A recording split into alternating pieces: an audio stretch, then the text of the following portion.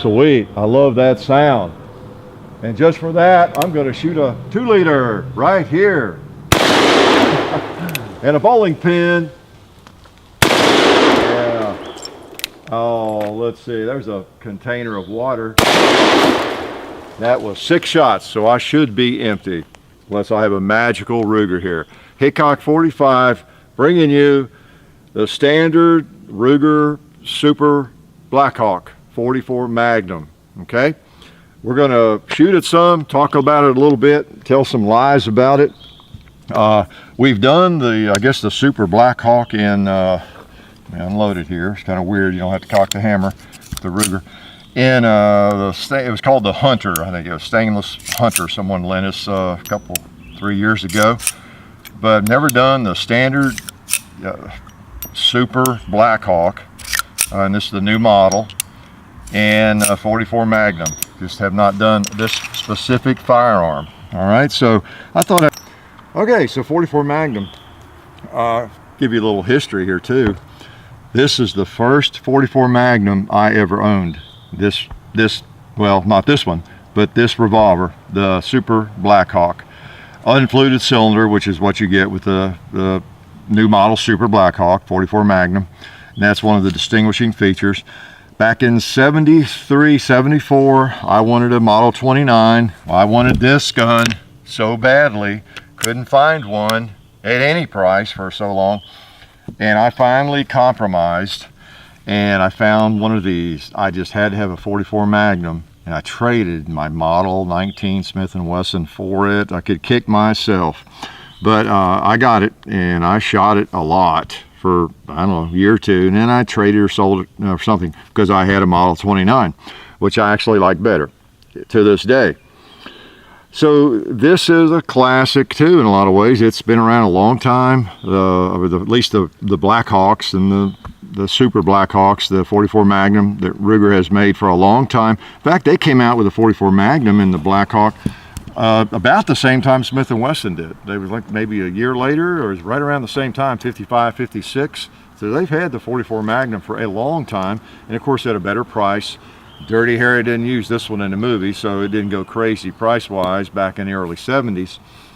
It's a little different purpose. You know, where I like single-action revolvers, it was okay. It was pretty cool. I like it all right, because I like single-action revolvers. I don't have to tell you that. I have quite a few of them.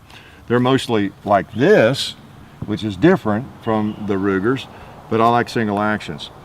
So yep, that was my first 44 Magnum, and it really brings back memories. I don't think I have fired one since probably the mid-70s. I don't know if I've even handled one. So it's kind of neat having it back at the compound. Appreciate Bud sending it to us. Now, there's some negatives. It's a great gun. These things, you can't break them with a jackhammer. You know, Rugers, plus a single action. There's not much fragile about them. They can handle really stiff loads and all that. The question is, can you handle them? Can I handle them? Still, after all these years, I didn't realize it. You see that squared off trigger guard? I used to hate that. Back in 74, I used to curse that because it hurt my finger. Well, I'm glad to know that Ruger, let's see, that's quite a few years, 73, 74, they didn't see fit to fix that. Actually, on the Hunter model that we did, it's a rounded trigger guard. So I don't know why they stick with that, but boy, it hurts me, hurts my knuckle. So I have a hard time shooting really hot ammo through one of these. Ironically, this is the 44 Magnum you could shoot some really hot ammo through and not worry about damaging the firearm. I mean, within reason. But if they would just change that trigger guard, you see what I rounded is what I mean, just like that. And again, that Hunter model, the stainless model we used, I looked at the video for about a minute to see, and it has a rounded trigger guard. I don't know why they don't put that on all of them. It may be something I'm just not aware of, and I'm probably being ignorant about it, but it hurts me, and I for that reason, I probably wouldn't own one again. I think that's the main reason I traded it off. But now this revolver, I'm a shooter, I'm not a hunter. And you know, I shoot a lot of rounds. I had to tell you that, didn't I? And if you're hunting, it's probably not a big deal. You might even have gloves on anyway. You're probably a lot tougher than I am. I hear from some of you guys on the internet occasionally, the tough guy keyboard warriors, that, you know, nothing hurts them. So really you're going to fire a shot or two at a deer or something is not going to matter, right?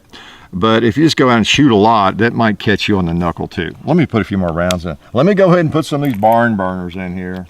Again, you wouldn't consider them barn burners, but I'm a wimp. Just keep that in mind. There was something else I was going to tell you here that was really important, but my brain went dead. No, it didn't. I loaded 6 that first time, and I'm gonna load 6 now. I almost never do that with a single action. I'll tell you why I'm doing it with this one, and it's because it has a transfer bar, and it's totally safe with 6 in it. Okay, you can hit that hammer. You know, there's a protective bar there, so it's totally safe for one thing. Often I don't do that anyway. In cowboy matches, even the guns, the Ruger Vaqueros and others, a few others maybe, can't even think of them, but that have that transfer bar, you still load 5. Okay, just everybody shoots 5. That's just the way that game goes. So that's why I tend to just load 5 when I have a single action, you know, Colt or Colt clone or anything like that. But I don't really picture the Ruger here. I'm going to be negative.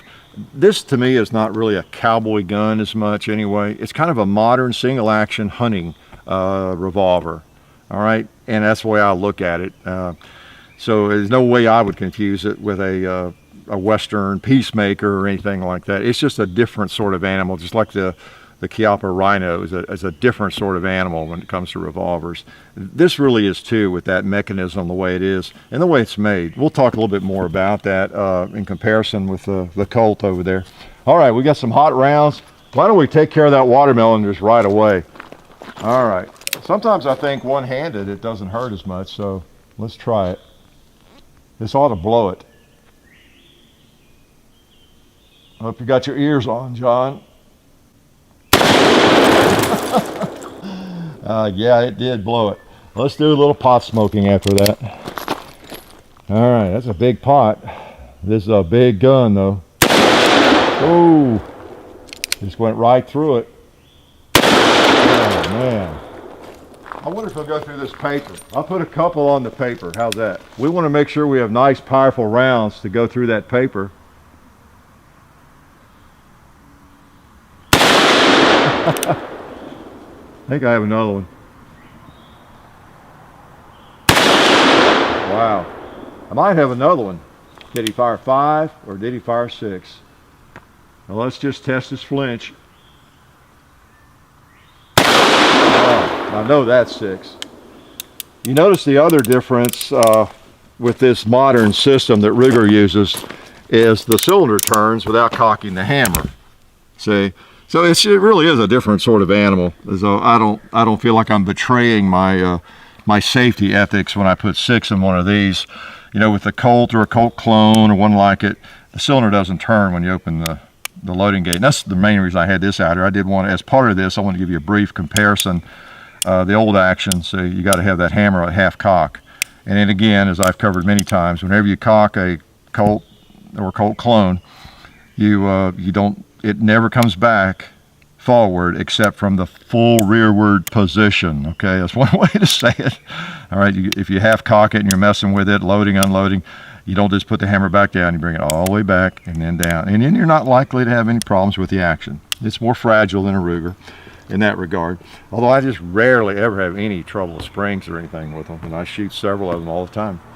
Okay, and then the looks, let me empty this one. So you just open up the cylinder, that makes it safe. This is a safety thing, so you're not messing with the hammer or the trigger to load it or unload it. The cylinder loosens up and will turn.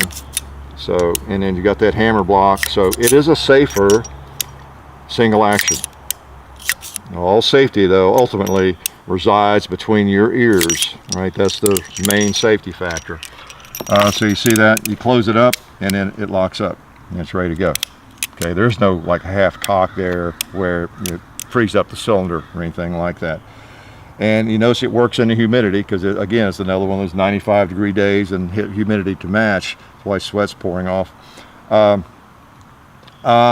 What else? Oh yeah, now that it's unloaded, we're sure it's unloaded. You see that? Big chambers, big empty chambers. Because I'm going to kind of turn it around. You see the difference, and this one, of course, has never been loaded today. So You see the difference if you're watching. I was telling John earlier, I saw a B grade Western where they're actually carrying these Rugers, you know, in the old West in the movie. I can spot them a mile away. That big front sight and this big hump right here, that step up, and they're just different. They're just different. And I'm kind of a purist. I want my my Peacemakers, my Wild West revolver to be either a Colt or like a Colt. All right, is that too much to ask for? You know, so that's there. You see the difference. Now I'm not picking on the Ruger. It's a different gun. It's a different firearm. Ruger set about to make a firearm that was very, very strong. You could use for hunting with warmer ammo and all that kind of thing. There is no 44 Magnum in a Colt. Okay, you know, in a Colt single action, they would not withstand that, you know, stiff loads or anything. So the Ruger does, and that's the advantage of it. All right. This gun is just, it'll handle some really stout loads. There was something else, some other lie there I was going to tell you about. I forgot what. Oh, it sells for $829. That's MSRP, by the way. What was it? I was going to share. It was really important, but it's just different. Yeah, I was going to give you a little bit of the history. Colt made these things, started making these in 1873 up to World War II. Took a little break there to make some other firearms that were more important. And then in the early 50s, the Westerns on TV got really big, you know, so Ruger jumped in on that and said, man, we need to make some cowboy guns to take advantage of this interest in the Westerns and the firearms of the West and everything. And so they started making these, and then Colt got back into it too, and making you know, the second generation of Colts. So they had a little break there, but you know, they've been making that almost continuously since 1873, still making them today as I stand here. But Ruger got into it in the 50s and early 50s, and then as I said, in 55, 56, when the 44 Magnum came out, you know, they had that chambering as well. My first, as I've told you maybe, you know, I pick on the Rugers, and I don't like the aesthetics of it as much as I do the Colt or a clone. Just me, sorry. I'm an old guy, and I study history too much or whatever. Watch too many movies too. But my very first large caliber centerfire handgun in my life that I owned, I guess maybe not that I probably fired my uncle's 38 or something, I don't know, not much. It may have been the first one I fired, but the first one I owned. I was not even out of college yet, and I bought this gun in the Blackhawk version, 45 Colt. I wanted a 45 Colt, just like my heroes carried, and I bought it. I had a little extra money, not much, and it was under $150. I think it was 135 bucks. I bought a Blackhawk 45 Colt, and it looked a lot like this, very much. It had the fluted cylinder instead of the unfluted. So I have a history with Ruger. It's special to me in a lot of ways, even though I still prefer the more traditional look. All right, so here's a little of that meaningless history there, just to bore you. Some of you look a little sleepy. You stayed up late last night, and I just wanted to kind of talk to you to put you to sleep. Let's shoot some hand loads. I've been paying the price here. We'll shoot a couple more of the hot ones again. I haven't bloodied my knuckle or anything yet. What else do we have to shoot? We got a couple of targets. Oh, we got those 2 liters. I don't know if I can hit those or not. Let's try. All right, let's focus here.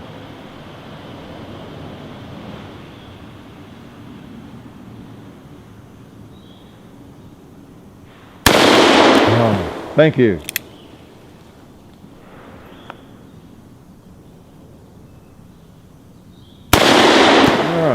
I mean, it's not that hard a shot. It's just that I always have a different firearm, different sights in my hand, and I can come up with all sorts of excuses for missing.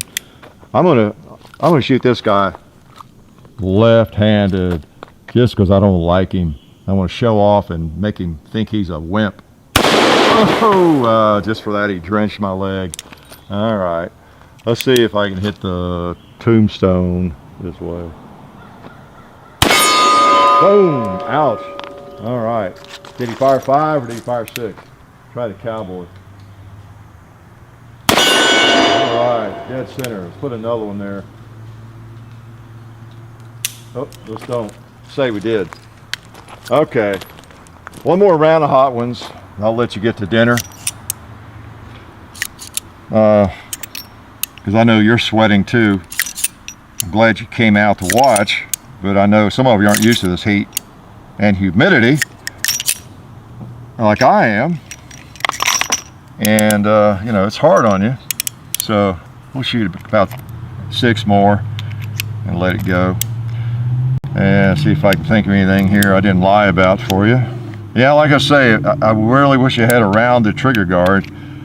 I guess they've had that so long. That's part of the gun. That's a classic trigger guard, I guess, now. Been around so long. And you know, it comes apart just like any single action. I didn't take it apart. I guess I don't really need to. So it's a pretty gun, pretty grips. If you thought you ever wanted to deer hunt with a 44 or something, you'd make a good choice. Nice choice. All right, I don't like to shoot these close steel targets too much with these really hot 44s. Let's just go over there. I might not hit anything, but I'll throw something over there. I'm not sure if the point of impact is different. Let me see if I can hit the gong.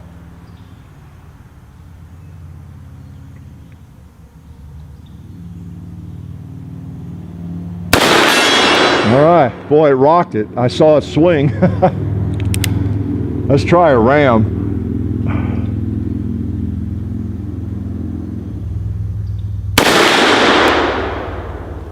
I'm not sure what that hit.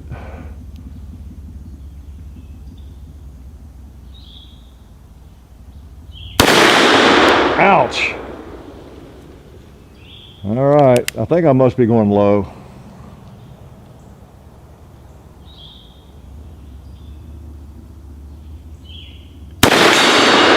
Yeah, I must have been. Boy, that trigger guard got me on that one shot. Let's try the gong again. Oh, boy, that hurts. I think I have one more. Let me try it left-handed. So there will be one wild, crazy shot on this target. There's no telling where this will go. Hope it doesn't break my finger.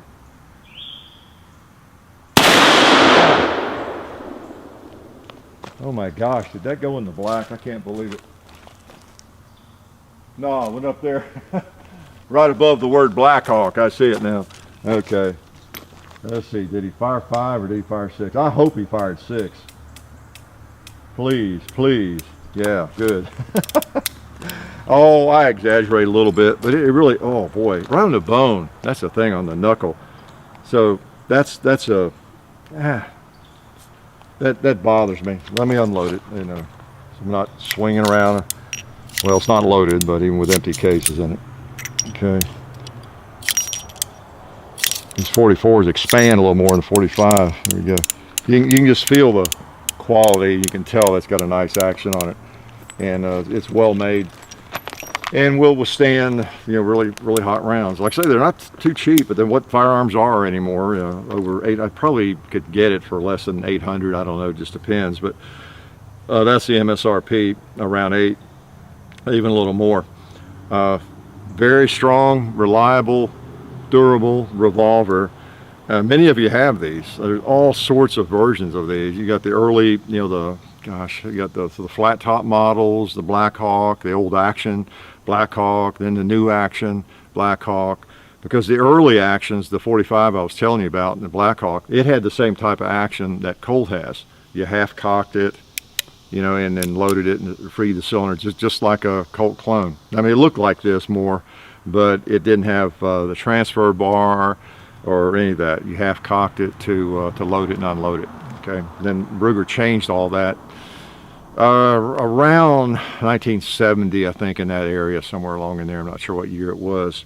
So anyway, they make great revolvers, really strong ones, and a lot of people, you know, swear by them and own them and shoot them. Got a few myself. Life is good.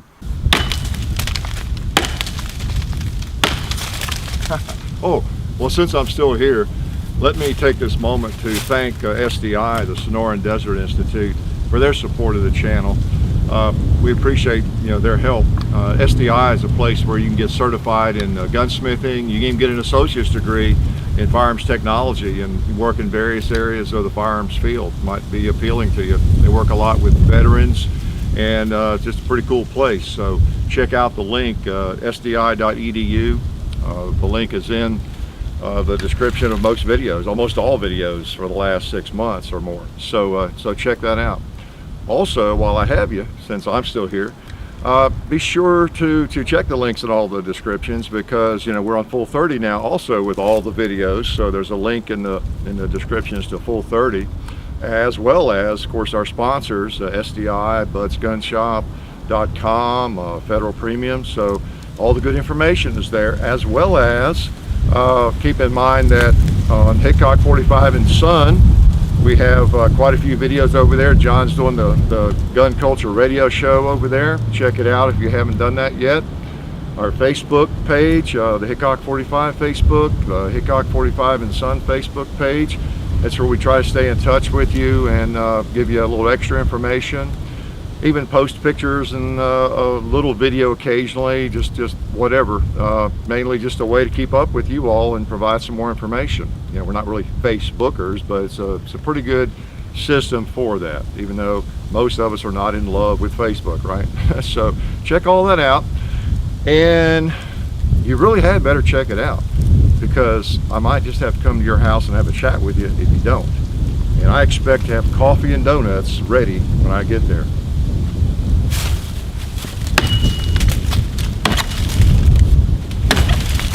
All right.